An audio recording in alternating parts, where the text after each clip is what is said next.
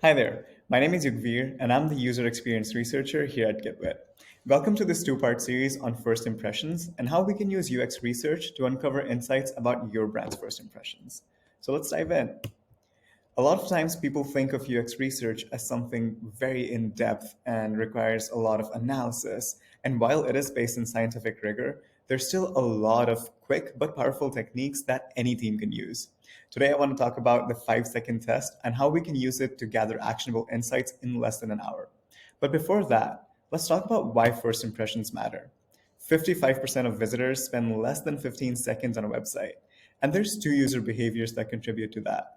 Users form their critical impressions in the first 10 to 15 seconds, and a lot of users nowadays tend to parallel browse, which means they open a bunch of different tabs and then go through them one by one to decide which one they want to stick with and which one they want to leave.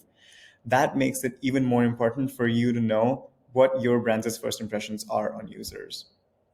So how we do that here at GitWit is using the 5-second test, which is as simple as it sounds. You show someone a design or a screen you want to test with them. You ask follow-up questions based on your research goals, and then you analyze. But before I get into the details of that, let's just try it out for ourselves.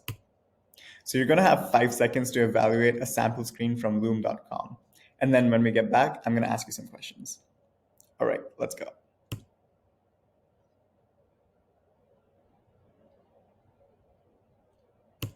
Hopefully you got a good look. Okay, so let's think about these questions. What do you recall? What was the site for? What did the button say? And how would you describe this to someone else? You can pause here, write down your answers, and then once you're back, we can go and compare with what people around GitWit said.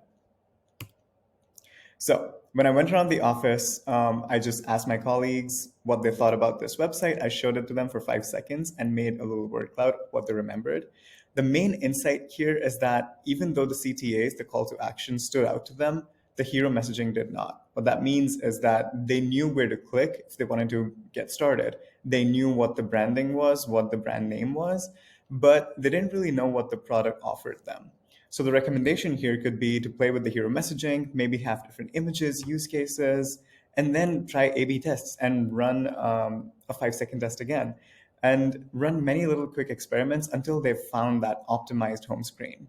And these are very quick results. We love you, Loom. But so this is how you can run a 5-second test to quickly gather actionable insights. But you also have to remember to think about who your users are. Who are you asking for feedback?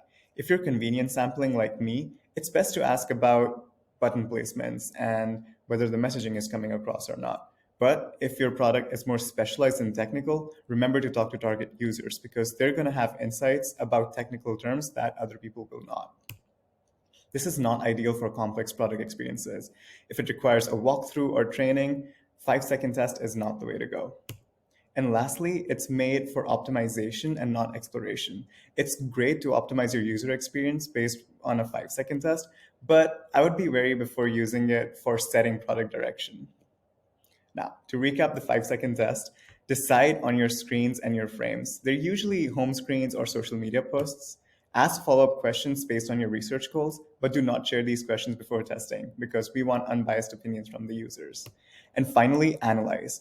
I like to categorize by positive, neutral, or negative buckets, but you can use anything. I use a word cloud. And if 80% or more participants notice what you want them to, you have a good design on your hands. So thanks so much for tuning in. I've linked a bunch of different resources down below on the 5-second test that you can check out, and I'll see you in the next part.